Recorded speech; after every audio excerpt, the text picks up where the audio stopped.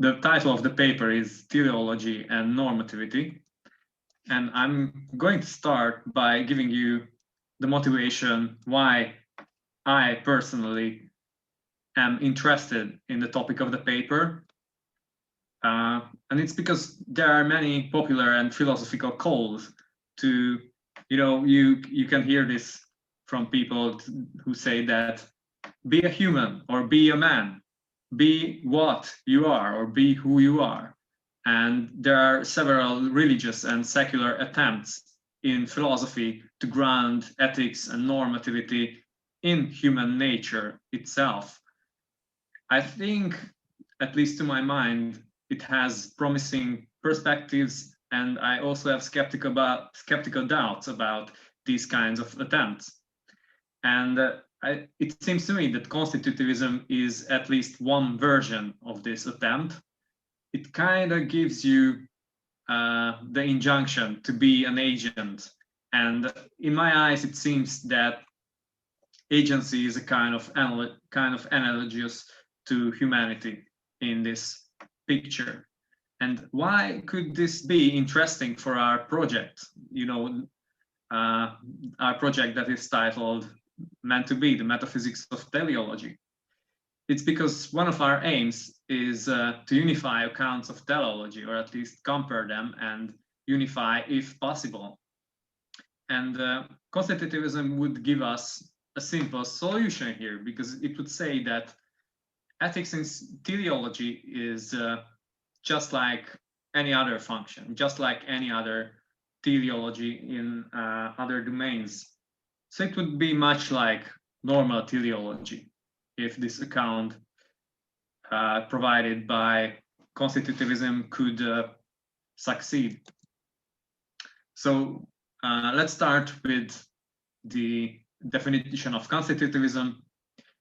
Constitutivism says that agency is at least partly constituted by norms, and it provides us authoritative norms.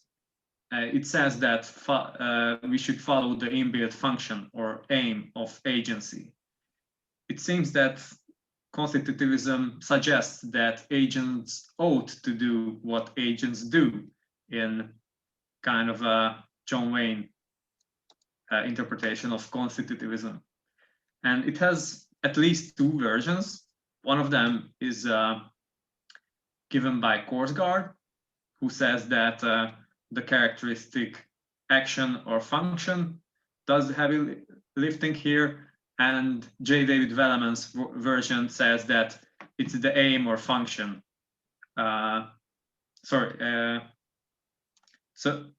It's the aim or function that does the job.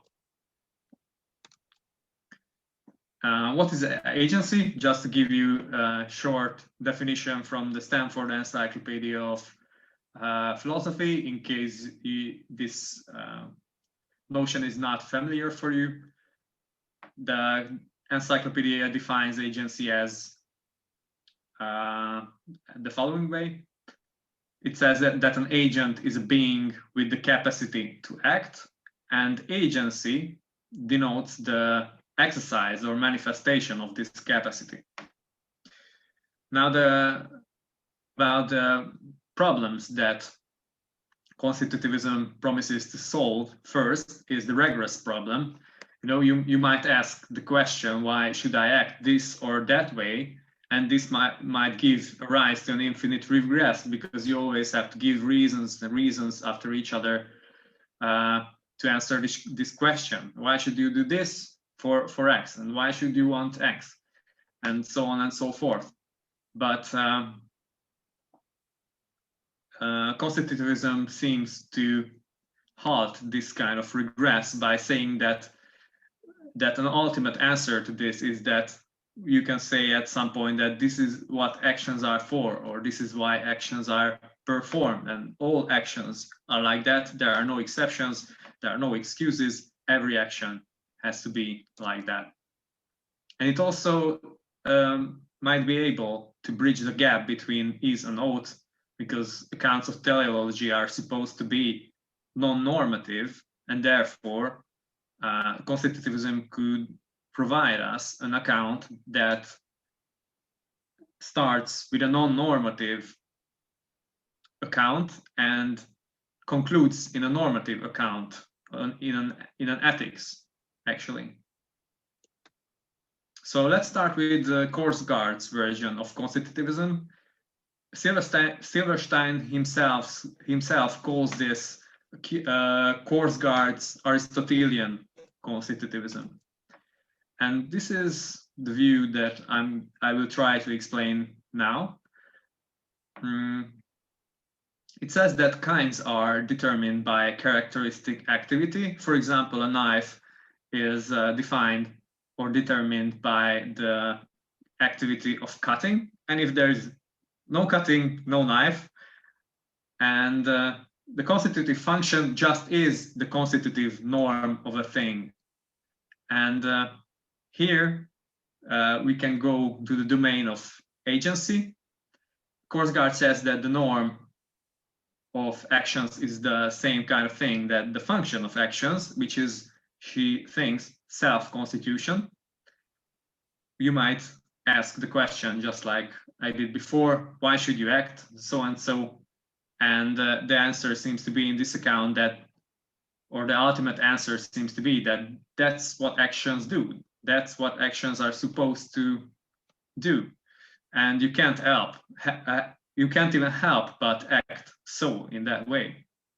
I already have some kind of worries about this account, about the exact account that Korsgaard provides with regard to what the function of actions is.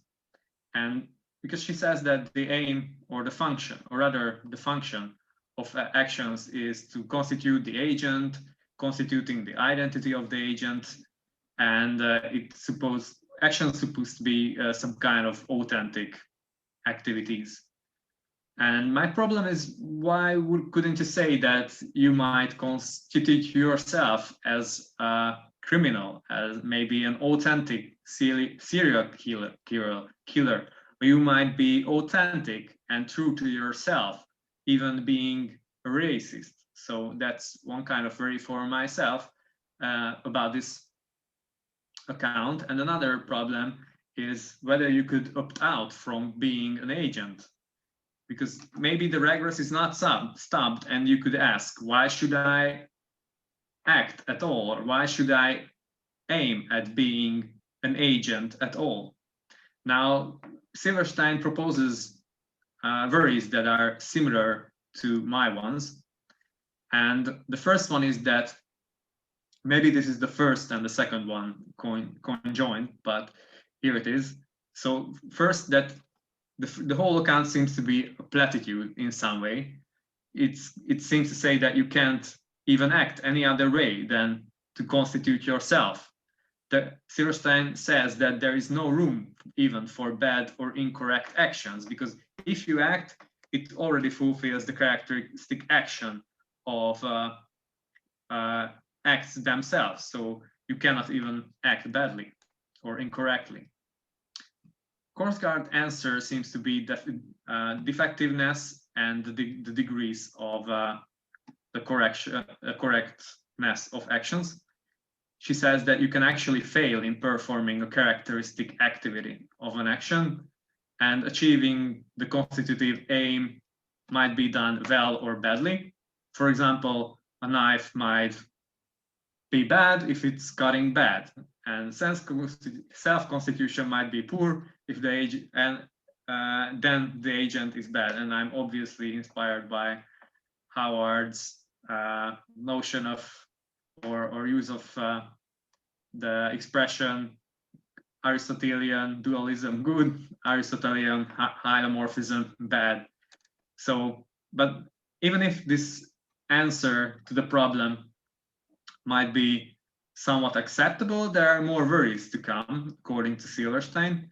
Insofar as X does not perform the characteristic action of the kind K, it is not a token of K. At least that's how I formulate it. For example, insofar a knife does not cut, it is not a knife. we might say that the standards internal to k-ness is only valid to the degree that x is k. For example, with regard to cutting performance, you might say that this particular knife cuts well 98%, or that's the score you give to this particular knife. That if that's true, then the knife is only 78% a knife, and the rest is something else. It's just a Mayer heap, or it fulfills some other kind of function that constitutes that object as something else rather than a knife. The question is, why would standards extend beyond that limit? And again, if this theory is in place, then it seems that there is also no room for actions. Maybe my action is just a mediocre action or half an action, of an action, but that's it. The rest is not an action, so it cannot be wrong or incorrect or bad. I really liked what Silverstein quotes here from Peter Railton, because Railton says that this is kind of xenophobia, and this reminds me of the blames that you hear when someone says that that act was inhumane, or you are an animal for doing that, or someone is an animal for committing some kind of a crime. This seems to be the same kind of thing. If someone does something wrong, then according to this account, we could even say that the person is not an agent to that extent. So Korsgaard seems to suggest a way out. She says that these kind of normative ethical standards are ones that the object or activity must at least try to meet, and trying has to be emphasized here, insofar as it is to be that object or activity at all. But this gives rise to even more worries in Silverstein's eyes. We might ask the question whether this self-constitution is already achieved by trying, and what does it fail to achieve then if it fails in that, and whether trying already makes something an action, and if it fails, then why did it fail in becoming an action? Not really, because it's already an action by trying to constitute oneself, or constitute the action itself. The whole thing seems to end up in some kind of question baggingness in my eyes. So if someone asks why should I sharpen my knife, and someone says that knives are sharp, that's why you should sharpen your knife, it seems to be question begging. It's just a platitude. It doesn't give me any reason to do anything with that particular knife. And this is the same could be said about agency. Why should I try to be a good agent? Why should you act so as to achieve the internal goal of aims? And this is like a Doctor Strange kind of situation when your aim or the aim of actions by their nature might be different from what you aim at, and what you as an agent try to do might be something different from what you are trying to do personally. And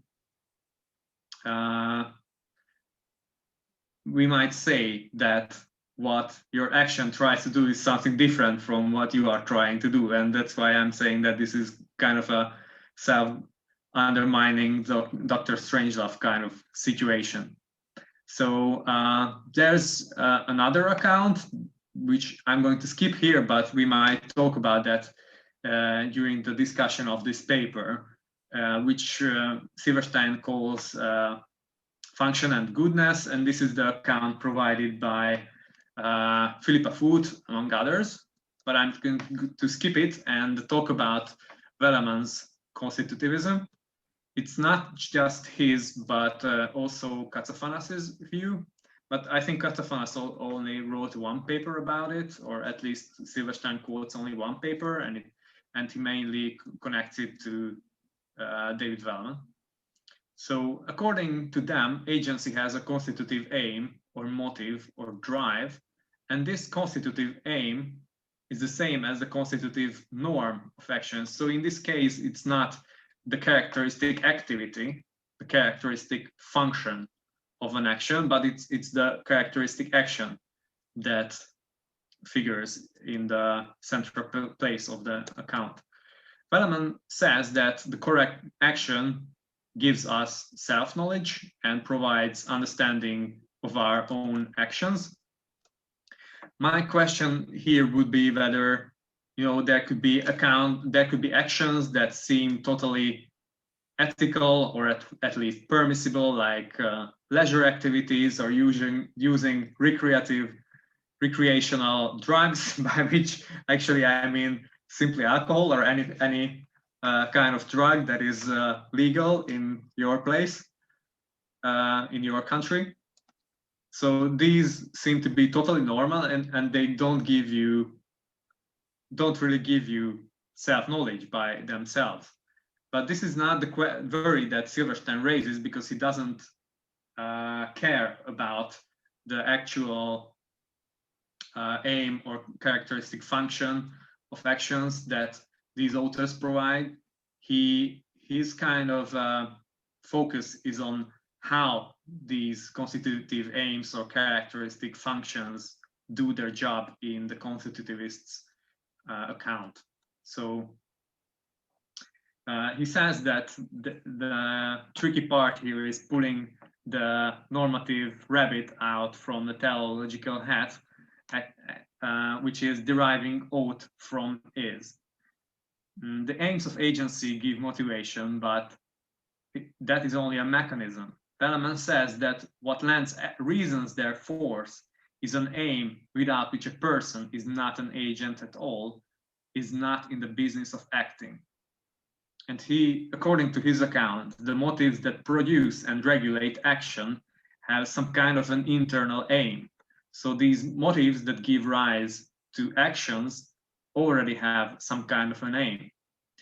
And these motives are actually not authoritative norms. So kind of according to most accounts of motives, they are not authoritative or not necessarily authoritative.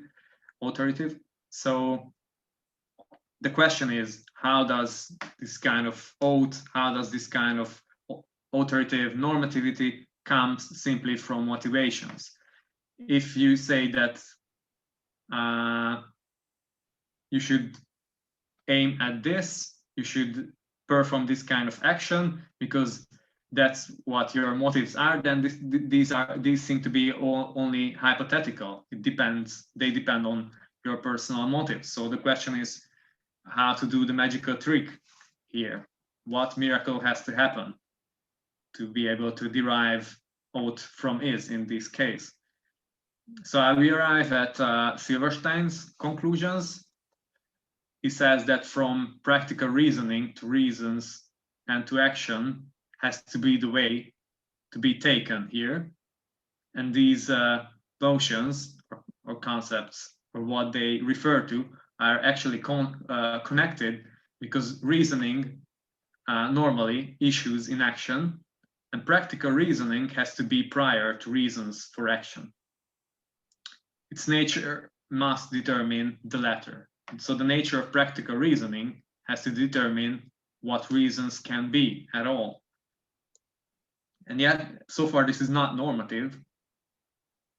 So I mean, the account of practical reasoning is not normative, but it determines what reasons can be and what normative reasons can be. So it already narrows that. Silverstein says that reasons for action just are considerations that bear on practical reasoning, and I wish he would have been a little bit more clear about that, and I wish he would have said more about this issue, but it seems to be that he suggests that you ought to do what helps you to reason well, and this is where this kind of normativity comes from. I also have some kind of suggestions, but please don't take these no more than simple hunches so far on my part. And so the question I'm trying to answer is what the successful practical reasoning consists in. And I think this kind of the account of practical reasoning has to be a broad one, an extended one. Velleman says that achieving self-knowledge is the aim of practical reasoning, but I think that everything could bear on that question. Every thing you might learn might bear on your practical reasoning, even the account of practical reasoning itself. So why does it matter to reason successfully? The same reason might answer this, that answers the question why, the very reason why does it matter to reason successfully matters. And the answer is to get things right, to get your aims right, to get your reasons right. That's why you have to reason successfully, and that's why you have to give a correct account of practical reasoning. And my kind of hunch here is that it might make this account non-natural because you cannot get out from the domain of normativity here. So at least Silverstein says that constitutivists promise to bridge the is-owed gap, and any account that does not do that is not a constitutivist one. But I'm kind of suggesting here that you couldn't actually do that, and you always have to stay within the domain of normativity, but still you can give kind of a teleological account of that, because getting things right is the telos of practical reasoning. And I actually have a worry about this kind of answer that Silverstein provides. And this is Moore's argument, the open question argument, where he says that, you know, you might always ask about an account of goodness, whether it's itself is good or not. Or to give you an example, we might use the utilitarian definition of good. So it's always about definitions of good. And Moore says that to say that goodness just consists in being happy or having joy or having pleasure is not an ultimate answer to the problems, because you might always ask the question whether it is good that I am happy or not. And this is always an open question. Therefore, it cannot be conceptually true that happiness or pleasure just is goodness. And in this case, in case of constitutivism, or in case of Silverstein's account, we might ask whether reasoning successfully is good, whether it's the same kind of thing. And it seems that this is still an open question, hence the reduction that he proposes might not be successful, or at least it's not true, and at least it's not an a priori truth, I mean. So thank you for your patience so far, and we might start discussing the paper in detail, and I'm happy to hear your comments and questions and anything that you might want to add here. Thank you, Tamás, for your fine presentation. I mean, it's not a question as much as, I mean, I think it is a question, and I wanted to know what you think about this. Because you mentioned something which I think is really important when discussing, I think especially course guards, but how constitutivism seems to forget that, you know, there's just bad people sometimes, and maybe they also have this aim of self-constituting themselves as bad, you know, performing bad actions or being, you know, criminals or whatever. And it did seem to me, for example, when I was studying Michael Smith's comment on this, and sometimes even Korsgaard herself, that you sort of have to combine constitutivism with a form of Kantianism, with a sense of that there is no practical rationality if one is not taking into account others people's practical rationality, or there is no agency if one ignores that other agents should be, regarded at least equally as I regard myself, right? So for example, you would have to do like Korsgaard, and you have to plug in the categorical imperative, or you have to do like Michael Smith and somehow introduce a principle by which my own agency should not be preferred to that of others when evaluating actions in the future.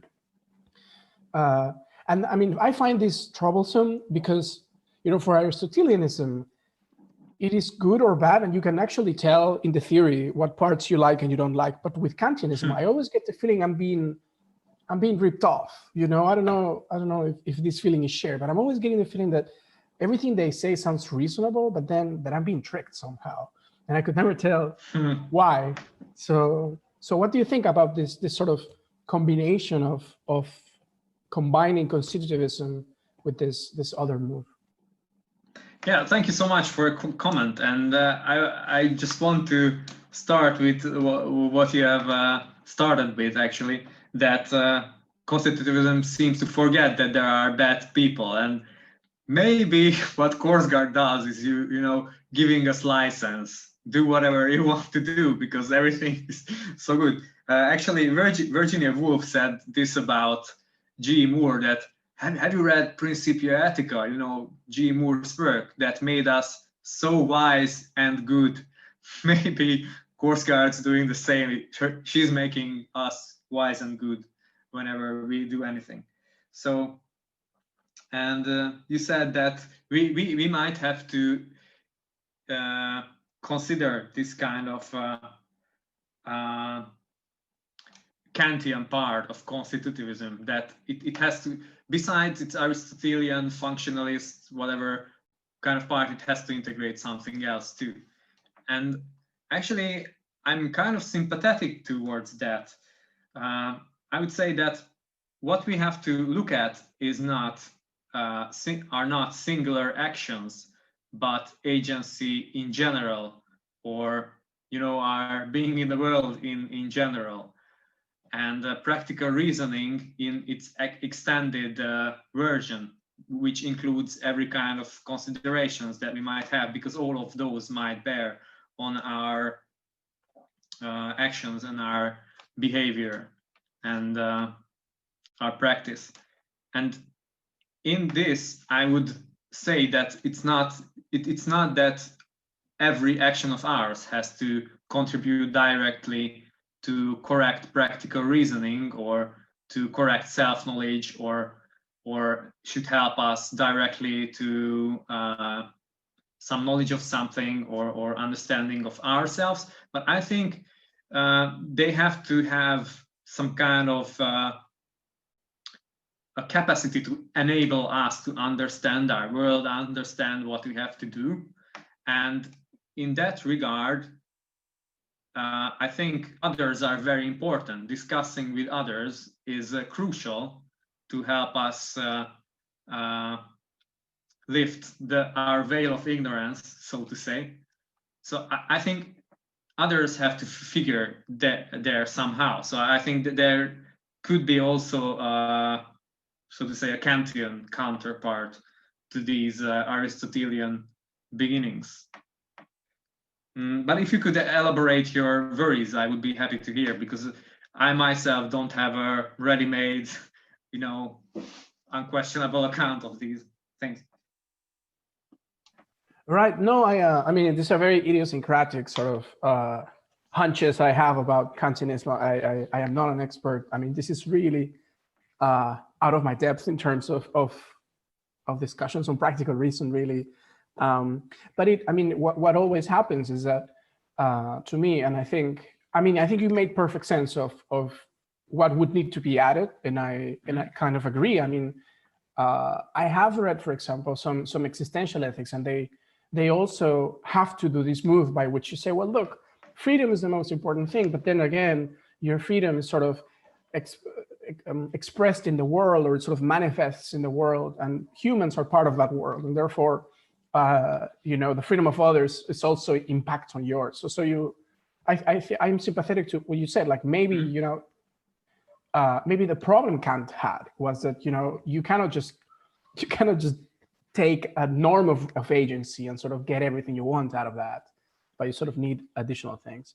But what I find hard is to manage that principle by which others and their agency should be equally treated as mine, because it's not that I don't try to live my life in that way, but it always sounds like, to me, like somebody could say, well, there's a huge difference between my agency and that of others, and that is that mine is mine, and I could never see like a knockdown of that attitude. I could never see a way in which that attitude, without having first the notion that you have to include others, could be knocked down. So which also speaks of the halting the regress, right? So why should I take others into consideration?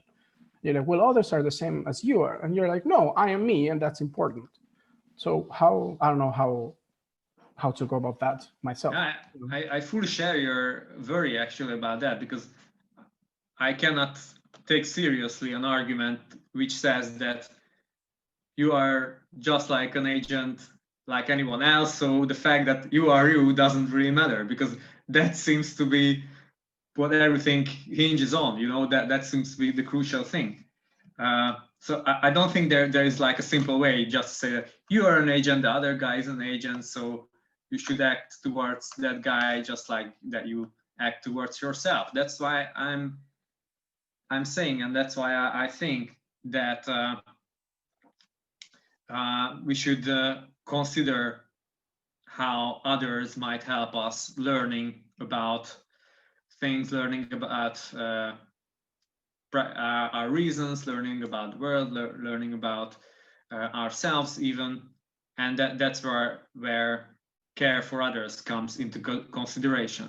They might not have the same kind of role that you have. You might not have to or ought to consider them just like you consider yourself, or maybe you don't have to consider other people just like you consider your own family or your own mother or your partner, whatever. It might be permissible to have kind of positive discrimination towards yourself or the people who are closest to you, but still it doesn't mean that you have to be you could be totally unethical to others, because they might always be your helpers in acting and achieving the good, and in achieving self-knowledge and the truth about the world, or the truth about ethics. That's the most important thing for me, at least. I've seen a hand raised, and I've seen a question in the chat box.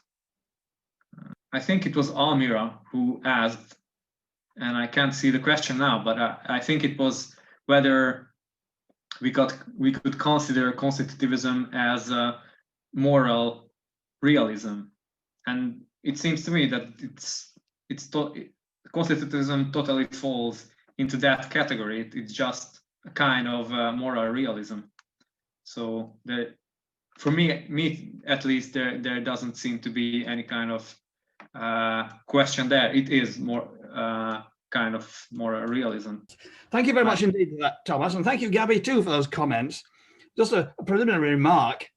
The last thing I wrote about ethics was in 1982, and it was about Dick Hare, and I'm that out of date. So I found both the paper itself and both your comments extremely interesting and illuminating. I've never really understood what these modern ones are on about, and most of the things made it a lot clearer. Something that struck me in the paper was, particularly from an Aristotelian point of view, whether you can get to the conclusion just from the nature of action, or whether the nature of action of a certain kind of thing. In other words, you've got to know what a human being is like or for, not just what action is, in order to decide what it's the right thing for them to do. And it wasn't, I mean, that's perfectly clear in the case of a ladder. You don't need rungs in a knife. You need rungs in a ladder because of the sort of thing a ladder is. And so I wonder whether that aspect of Aristotelianism, so for example, if you said, okay, a human being is a rational being, I was trying to fulfill certain elements of its rational nature, and then what that boiled down to might depend on what your general metaphysics was. So you might, if you're a sort of atheist skeptic, think, okay, you just have to do what you enjoy best. But if you've got a thick metaphysics, a theistic metaphysics, what will be fulfilling your nature will be something different. So you need the metaphysical background in order to fill in what counts as the kind of fulfillment that the action of your kind of thing is. And they're trying to avoid that. And the Kantians, German Protestants, are trying to avoid this Aristotelian stuff by this, I agree, arbitrary idea that everybody else matters as much as I do, but you can't behave in that kind of way at all. I mean, you can't show that you've got to do that, irrationally speaking. So thank you very much. And that's my comment. I want to see the thing tied up with the question of the essential nature of the kind of agenting question, rather than just what acting is. So it seems to me that at least Kierkegaard's account verges on metaphysics, because it kind of provides an account of what being an agent is. And that's why I said in the beginning that to me, this seems to be like analogous to humanity, or the notion of humanity, because one might say that you cannot be fully human without being an agent, and vice versa. So to be human is to be an agent. And the fact that she says that actions has this kind of characteristic function that they do seems to be like a metaphysical analysis of what we are or what we do. Maybe that's even true about Velleman. So I think that there's some kind of metaphysics playing some role there. I don't think it's a very plausible metaphysics, though. The idea that all our action is about self-knowledge or about something like that, self-creation, seems to me to be vague and unsatisfactory. Where there's at least some notion of eudaimonia or happiness or whatever seems to give a bit more context. But what constitutes that? I mean, Hitler had a jolly exciting life, but if theism is true, it didn't work. If you just want an exciting life in a meaningless universe, then you know, it could do worse. Yeah, so I agree with your worries, and that's why I asked the question whether you could be an authentic racist or whatever, totally a person who is totally true to oneself by actually being a serial killer. So that those are my worries too. But I think you might have a way around that if you say that self-knowledge or self-understanding or the understanding of your own actions is actually helped in a great way or an essential way by caring for others and having rational dialogues with others. Those could help to know yourself much better. So that could be a kind of solution, at least in my eyes. But I'm not sure about what Kierkegaard would say, because I'm not familiar with the details of her account. But maybe next time we could talk about that and look into that. Thank you. Thank you for your question, Ara. If there are any more questions or comments, please let us know. I confess that I'm completely stupid when it comes to ethics. I'm not even at undergraduate level, I think.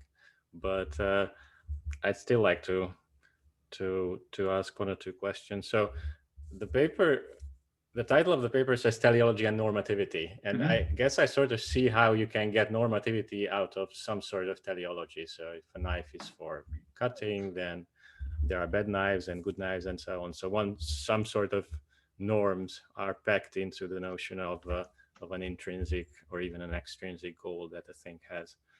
But maybe the paper addresses this and I just missed it.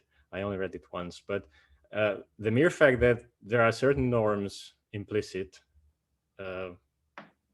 in various states that things are in, how does that ground? How does it even supposed to ground morality? I mean, there are all sorts of norms around. So what is the magic potion that you add to it and then you get normativity out of it? How is that supposed to be a viable path in the first place?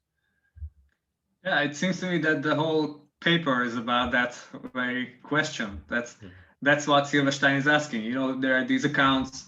How do they do it? It seems that most of them fail doing this magical trick. So that was my question also when, which part was that? When I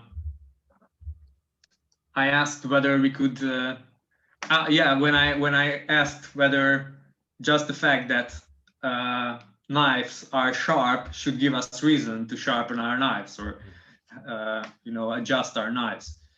And it doesn't, of course, it doesn't give us any reason to do that, or it doesn't really have any kind of normativity, even if it's like the characteristic function of knives to cut.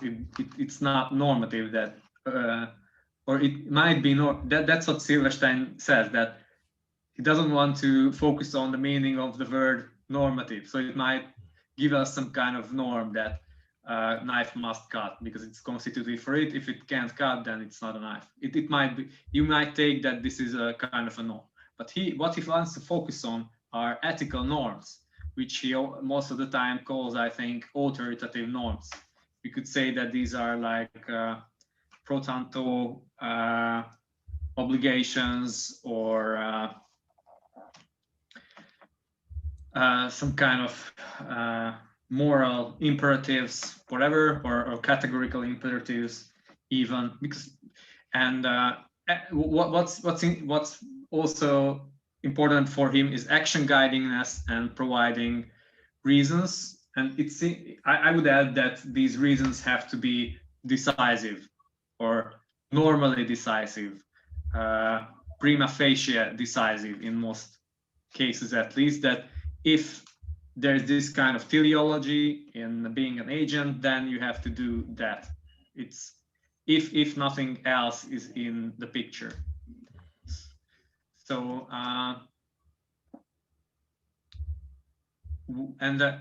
it seems to be that his solution at the end is that your goals and your reasons just are those things that bear on your practical reasoning. So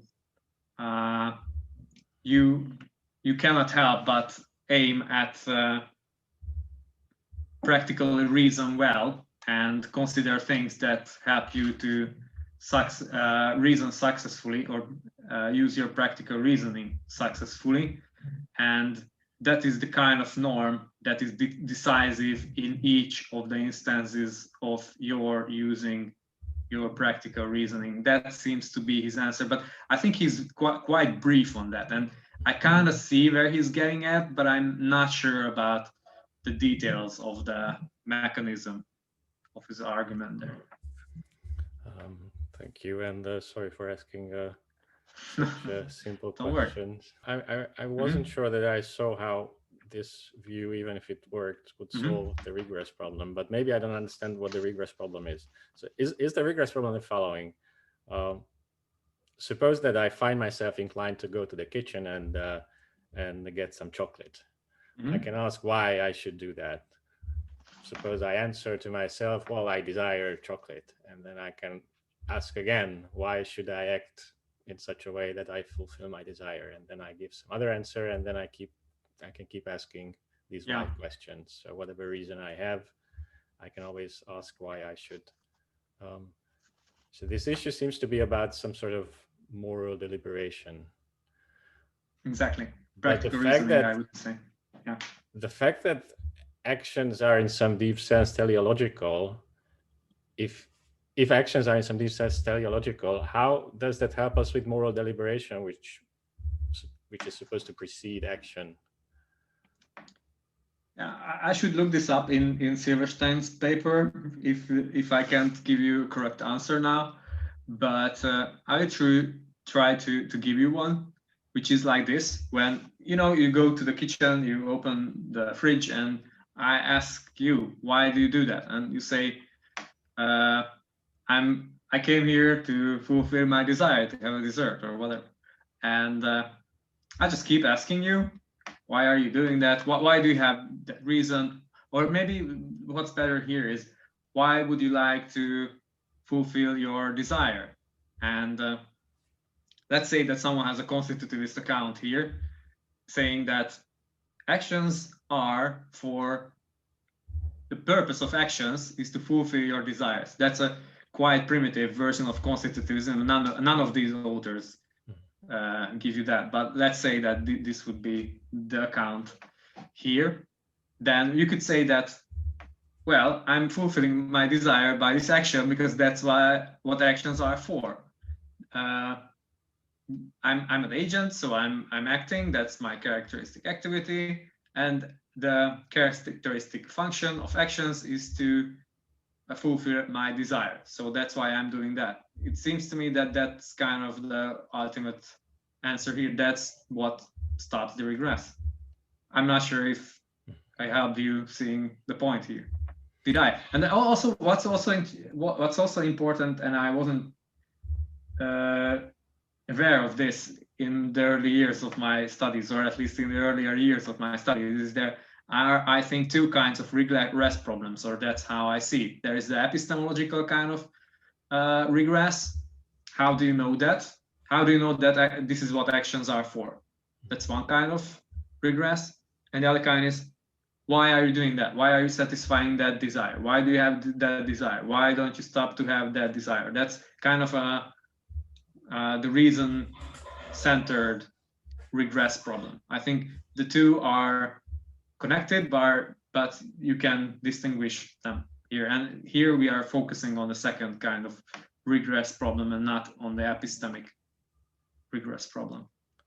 Great, thank you. That makes it much clearer, but I still don't get it, I'm afraid. So this regress is a regress of reasons, right? So we have it seems to be, yeah, infinitely descending chain of inferences or something. Why should you do that? Because X. Why should you act? Why X? Because Y, and why? Because Z, and so on. Yep. But how is that stopped by saying that actions have certain functions? I mean, it just seems to be a category mistake to say that the regress is stopped there. Or I simply don't see what. So what is the proposition that acts as a regress stopper? Why should I fulfill my desire to eat chocolate? Because that's what actions are for. That's the characteristic aim. Right, but suppose I have two options, like go sure. Eat chocolate and get even fatter, and not eat any chocolate. Then I can. I mean, are both regresses stopped then? And am I supposed to do both things at once, or what? No. So that's the kind of predicament. That's the kind of problem of the account of that I gave you. It doesn't help you in any way. It halts all kinds of regresses maybe, but the accounts that these authors give you, or at least probably Welleman's account, halts the regress just for, as far as I can see, it halts the regress just for certain actions. So it doesn't halt the regress for every kind of action. And because it seems to me that some actions might fail in in fulfilling the characteristic or achieving the characteristic aim of actions. And in those cases, you cannot give the answer that that's what actions are for. So that's why I think the problem still remains for those actions, but the actions that are supported by this kind of constitutivism are kind of saved, and that's why it's introduced, or that's how I see it. All right, thank you. I think Gabi has another. Hi. Yes, I think you're pressing on a very important issue about the regress, and about your very specific question about if I give this sort of, if I plug in this question into constitutivism, in general, it seems to me, for what I know of that literature, that no one is really like they're not confident enough to go to the extent of here's how to deal with each specific question. They're rather at least what I have seen is well, maybe there's this whole grand strategy that we could use in general, and I did want to know what Tamás thinks of this. Talking about the regress topic, about the issue of the why be an agent question. It certainly showed up when you were listing your worries, if I recall correctly, that at certain point you can say, well, why should I care about whatever is the constitutive aim of agency, which is David Enoch's sort of infamous schmagency question, right? Suppose I could care about something that's very close to agency but not quite, and what would be irrational or what would be wrong about that. So maybe this sort of speaks to what you, Danny, saw as wrong in the view, or the limits of it, in the sense that you cannot really stop the regress, because at any given point I can just say, well, I could do the other thing. I could care about the other thing, or I could aim to do the other thing. And I think people like Matt Silverstein, for example, they have to do this. They have to play the game of inescapability, right? They have to say, well, look, there's a certain sense in which you have no choice but to be an agent, and it's not even a choice. It's you really don't even have the capacity to formulate your alternative aim. They would say, look, by the mere asking of a reason for being an agent, or by your mere attitude of opting for what you want, you're sort of already playing the agency game, and it has some rules to it. So I mean, it seems to me that at this point, and I think this is clear at some points in this debate, it becomes an issue of whether the question of why follow up on the constitutive aims of agency is treated like a meaningless question, or a senseless question, or I once heard it being called a Zen koan, one of those supposedly deep phrases to help meditate, but it really doesn't have any profound meaning, or at least that was the attitude about it. So I don't know what you, Tamás, think of this, and whether you think there's a way around, or maybe we can actually do say that the question is meaningful, or do like Michael Smith, for example, and say, well, look, this is just the open question argument, right? This is just really worrying whether we have got the correct account, and the only way to answer that is to flesh it out completely, and then you see whether it sort of matches what you expected out of practical rationality, and then you figure it out. What do you think of this?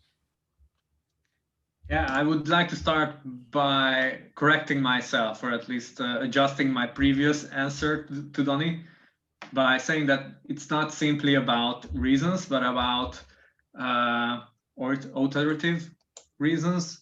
It's not just about why you are doing that, but it's about why should you do that. So why should you go to the kitchen or whatever? And the answer for that would be because that's what actions are for. That's why you should do that. It's like in the case of the ladder. Why should a ladder have steps? Because that's what because ladders help you to climb, and they cannot help you climb any other way. So that's why it should have steps, and that you should do X because it helps you to fulfill the characteristic aim of function of actions. That seems to be the answer. And I think there's one author at least who follows this kind of chain of reasons, who is Philippa Foot, but I cannot recount her full answer here, but maybe I should look it up. And yeah, I think the agency objection is an interesting one, and my question whether you could opt out from being an agent was about the same kind of problem that might arise with regard to that. And I think the only possible way to escape from that problem is to say that it's inescapable for you to act as an agent, to be an agent, even if you are suicidal. By committing suicide, you are acting as an agent. So you might even in that perform something that you ought not to do, or you might fail in being an agent, even in that action. So, and I'm very sympathetic to the open question arguments. So the worry that you raised here is kind of my worry too. Yeah. Okay. So no. Okay. Thank you. I did not know. I mean, I wish we could see it. The the more specific sort of regress thing. I don't know what I think about the open question argument really. And when I mentioned the problem, it's sort of, I mean, it's not because I am sympathetic to it, but rather, I think, I mean, I'm mostly interested in terms of constitutivism. I'm mostly interested in Michael Smith's version, which combines, this sort of constitutive aim with this Frankfurtian style, first order desires and second order desires, and then, I mean, it's a lot of fun. But so he has this answer, this sort of attitude towards the open question argument. He's not sympathetic at all. He says, when you ask, why be an agent, what you're basically saying is, look, I don't believe these are the constitutive aims of agency.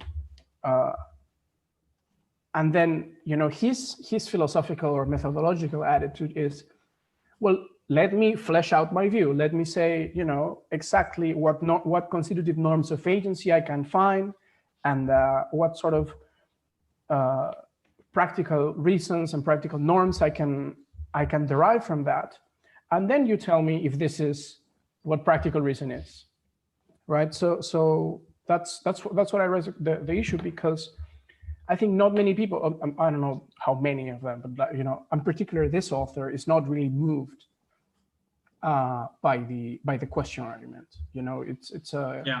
It's more of a like externally sort of, let me find out and then I'll figure, and then we'll see, right? Something like that.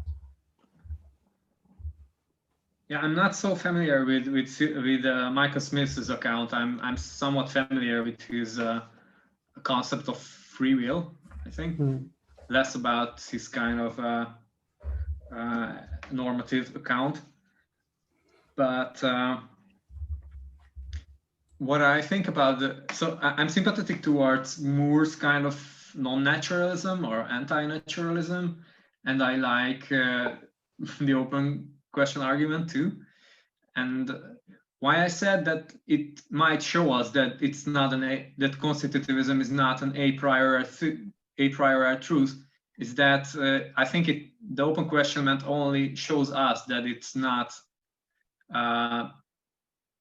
obvious and it's not conceptually true that goodness consists in whatever pleasure, and therefore it might be able to show us that obligations are not just simply and conceptually whatever that is fulfilled by the aim of that fulfills the aim of agency. So I don't think that's a conceptual truth, but it might be a non-a priori truth. It might be some kind of so it might be that the extension of good things or the extension of actions that fulfill the aim of agency is just the same that the extension of good things or the extension of obligations, or the reference of that term is the same. Yeah, thank you for all these comments. It's reminded me of something that I've often thought. I mean, the question of whether you can get an ought from an is, most ordinary philosophers, as it were, not ordinary undergraduates, take that to mean a moral ought. But actually, the Humean skepticism is not about getting moral conclusions from factual conclusions. It's about getting any conclusion about what it's rational to do. And even Dick Hare ended up in that position, and so does Simon Blackburn. He and I, some years ago, talked about this in some detail. Now, maybe there's a constitutive kind of argument based on the nature of action or the nature of human nature about what it might be rational for somebody to do. Then there's a further question of whether that leads you to do the morally right thing and under what circumstances. In my view, without something like a thick metaphysics or theism, there can be no basis for the moral conclusions, but there's plenty of cases where it's something that's rational for you to do. So, for example, you could stop a regress like this. Why don't you want to hold your hand in the fire? Because it's incredibly painful. And the question, why do you care about the fact it's incredibly painful, is a sort of nonsense question. Somebody who can't see why you do that doesn't know what it is for something to be incredibly painful. I mean, I do something incredibly painful under the appropriate circumstances if it's necessary, but that it's a prima facie reason for not doing it is clear enough. So maybe you can ground rationality on the basis of agency being in order to fulfill something about fundamental nature, what we're like. But whether that's lead you to morality may depend upon the teleology, not just of you, but of the universe. In the, what I would say is the theistic way. And I don't think you can get that without it. You can only get to a sort of emotivism. You know, we all act our own interests, and you know, I like it if other people are nice to each other. Thank you, Howard, for your excellent comment. It's really insightful, I think. And it reminds me that Philippa Foot's answer was some kind of Humean answer to the heart of the regress problem, along the same lines that you have cited here. And if I'm not mistaken, then Hume's own answer to this question would be that what you ought to do is to fulfill your desire. Right. Well, I don't think he wants to use the word ought, probably. Maybe not. Nothing. I mean, it's a case that people will try to fulfill their desires. Oh yeah. Sure. It's that's the ingrained habit or something. It's more like once you start giving something normative, again, Dick Hare is very interesting on this because he tried to pursue the Humean line on this. There's always a conditional. If you want to do so and so, then you should do it. Yeah. If you want to avoid pain, then you should do this. And it's never the grounding. One of his an article that this thing I wrote in 1982 is the only thing I ever got in the Philosophical Review is Hare a Naturalist, and it ends up with a discussion of a paper called "Wanting Some Pitfalls" by Hare, where he tries to argue that even in the case of basic self-interest, there's this conditionality. If you want to do that, then you should do this, rather than any direct conclusion just from the facts. And Simon, I think, believes that. And it's not at all clear to me that that's right. It's the transition from what's rational in a self-interested way to whether you can get to rationality in an altruistic way, so to speak, as that's standing for the moral position. That's really. Can I say something else without being boring? At an analogous point, and it is only an analogous point, but I think it's interesting. It shows the difference between what you might call common or garden skepticism which is, moral skepticism rather than skepticism about whether it's ever rational to do anything. As this applies also in the argument from design. Hawkins says in one of his books somewhere or other, Dawkins rather, that he said to a philosopher in his college, which must have been Freddie Eyre, because it's a new college and this fits Eyre's Humeanism, that he, Dawkins, would have believed in the argument from design if it hadn't been for Darwin. And Eyre said, I don't see why these kinds of things need an explanation at all, because that's the Humean principle, that the only things that need explanations are ones that we already know have them. Pigs don't fly because we can see pigs don't fly. You can't have any a priori reasons for thinking that this must have an explanation, so let's look for the best one. And that's the Humean skepticism. Whereas the common skepticism about the argument from design is the Dawkins one. Okay, we don't need it because Darwin's done it for us. Similarly, so an ordinary skeptic doesn't realize the depth of the Humean skepticism. And that's the same applies in this, as it were, moral case. It's about all action and rationality. It's not just about, why should I be nice to somebody on the other side of the world? Sorry, that's a... Yeah, I think... something... Oh, sorry. No, I just wanted to make some very quick comment about Howard's, what you said. It's really insightful, really interesting. And it really reminded me of a comment I once read about Plato. I was reading on explanation. It said, look, Plato was the only philosopher who cared about explanation, really. Discussing, the Euthyphro thing. And then, of course, if you want to put these things in this spectrum, then certainly Plato and Hume would be very far apart. So it makes sense to me that one of them really cares about explanation and the other one rather doesn't. Yeah. Well, Leibniz, principle of sufficient reason is the opposite from the whatever it is you want a reason for it. That's which I think is a bit overdoing it. Yeah, I'm more focused on the Moorean kind of theory, which doesn't focus on this on reasons in general or norms in general, but specifically on morality and ethics. So I'm more focused on that, and I think it seems to me, at least, and I don't know what you guys think, but it seems to me that oftentimes questions of rationality seems to be intertwined with questions of morality. So it's many times it seems to be the same kind of problem that Socrates had, or the same kind of account that to be wrong, to act wrongly is just to be ignorant. And in many ethical accounts, even in Kantianism, I think it seems to be like that. So it's hard to tell these things apart, rationality and morality, many times in many philosophers' works, I think.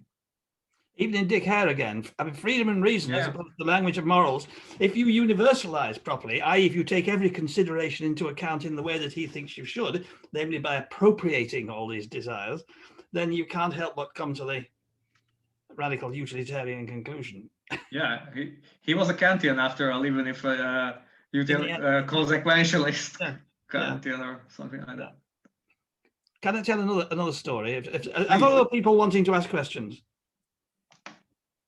Yeah, must have been 1974.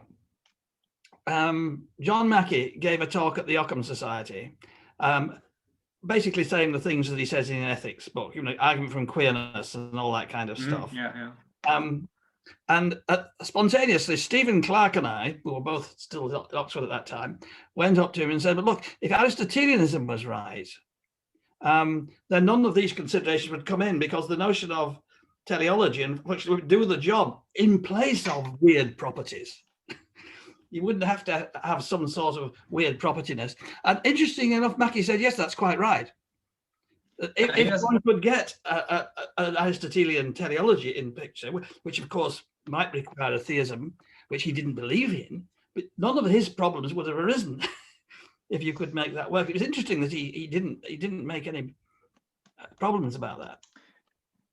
I remember that he has a footnote on that in his Ethics Uh-huh. on Aristotelianism and Thomistic ethics, Uh-huh. where he says, and I really like that footnote, and that's why I remember that many times these Aristotelians are unclear about whether they are giving you a categorical imperative, so to say, not the Kantian injunction, but whether their account is categorical or only hypothetical. Mm. And I think many times it's not clear in Aristotelians, and you might interpret Aristotle maybe in both ways, or you might give your own kind of understanding of Aristotelian ethics, your own version of that in both plans. So it seems to be that if you want to aim for a categorical, I would say even universal account of morality, then Mackey's objections come into the picture.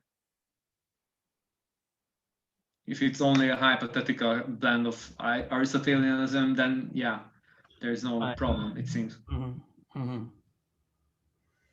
I think that ambiguity in Aristotle sort of comes in when he's discussing the questions about whether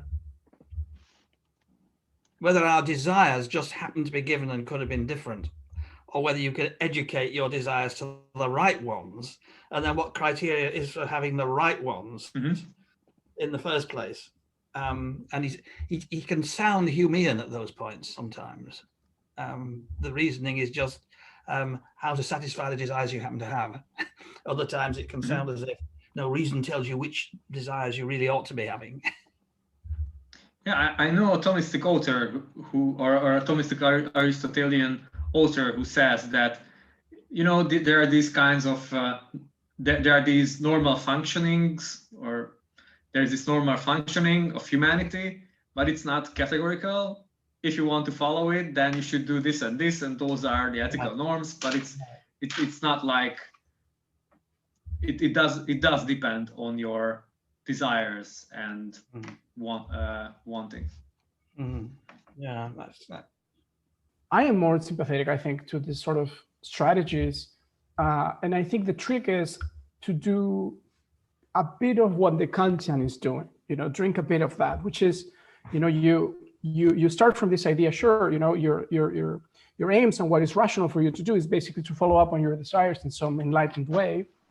But then there's a sense in which there's or at least that's the strategy you would have to pursue. You have to say, well, there's a level of description at which your desires are more or less shared with others. Like, they're not as idiosyncratic and individualistic as we might think on the surface. And this resembles sort of Sharon Street's response to this sort of objection about evil people. And he says, well, radically evil people with interests which are completely self-servient and absolutely disregarding of other humans, that is very, very rare. Like there's really very few humans who have that sort of psychological makeup. And so maybe you can play that game of, finding an adequate level of description, at which you can say, well, look, most human psychology works around this sort of general general principles. And then, maybe that, and you can generalize and say, well, look, these are the best ones in some way. Those people end up president of the United States and prime minister of Hungary, isn't it? No comments. Sorry. Gabi, could you please let me know the paper in which Street talks about that? Oh, I don't remember the title, but it was about, I don't remember the term they use is the moral eccentrics, I think. I think that's the term, and you can certainly find it like that, the moral eccentrics. Because, it certainly is an objection, right? That you can say, if reasons or if they're just, a function of your aims, then you can, post this Caligula is the usual example, right? This sort of super eccentric psychology whose aims are altogether incompatible with the continuation of humanity in general. But that's the kind of strategy I think she would pursue, or she pursues there. Yeah. Thank you. So I'm thinking about this problem of ignorance and ethics again. That you might, because in my dissertation, I try to offer an argument that whatever you desire, whatever the desires that you have, you must be familiar with certain kind of facts. You have to have some kind of justified beliefs, or you have to have some knowledge even to get around to fulfill your desires. And that's why each of us has to share this kind of desire or aim to have some kind of justified belief, or if not justified belief, then some kind of epistemically positive kind of beliefs.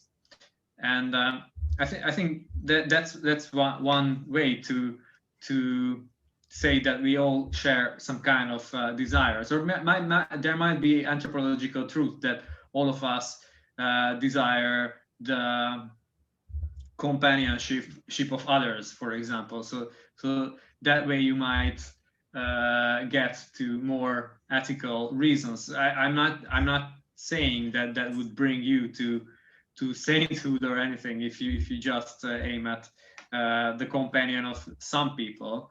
But I think that my account might be able to be used to argue that since we need this kind of knowledge or these kind of true beliefs, then we must aim at that, and that since having rational dialogues with others is essential to that, therefore we have to be good towards others and be respectful towards others, because we need their help.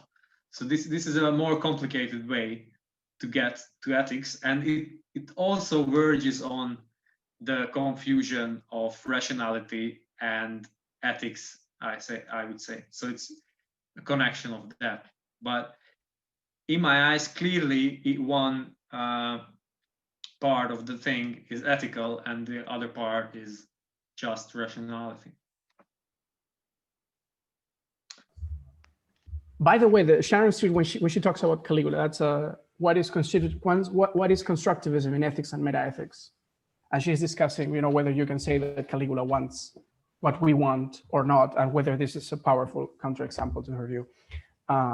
So what I wanted to say was, and in line with this, I liked Howard's comment on, why do you care about pain? It's sort of nonsensical. And constitutivists, they want to get a similar or somewhat similar result about, agency or the constitutive aims of agency, such that why should I care about this, or why should I do or act this way? It's also nonsensical in that way. And this speaks to, I think this is David Enoch worry too, that if you plug into agency, into the concept of agency, you make it really robust and thick so you can derive a rationality from it, then it becomes less and less plausible that this is conceptually true of agency, right? It's like the knife question, right? So that knives are for cutting is sort of a very simple one thing, right? But if you say, well, knives are for cutting in these and those circumstances, and in this and that way, then it becomes less and less plausible that this is conceptually true of knives. So I was worried about that, and I wanted to know what Tamás, or maybe what Howard thinks of this sort of conceptual game in which you put into agency what you require out of morality, and then you expect it to be conceptually true, or a priori, or synthetic, or analytically, or whatever. That can we actually get to that right balance?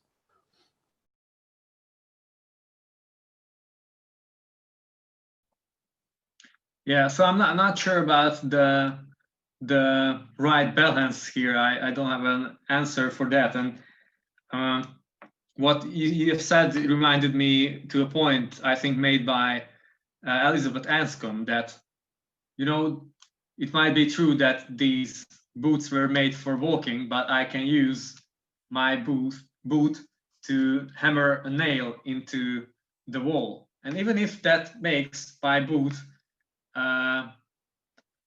unusable anymore,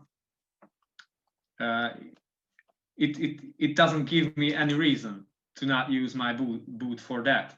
And it might be the same kind of thing with regards to humans and with regards to agents, that what we are for, what our characteristic activity is, which might be rationality actually. So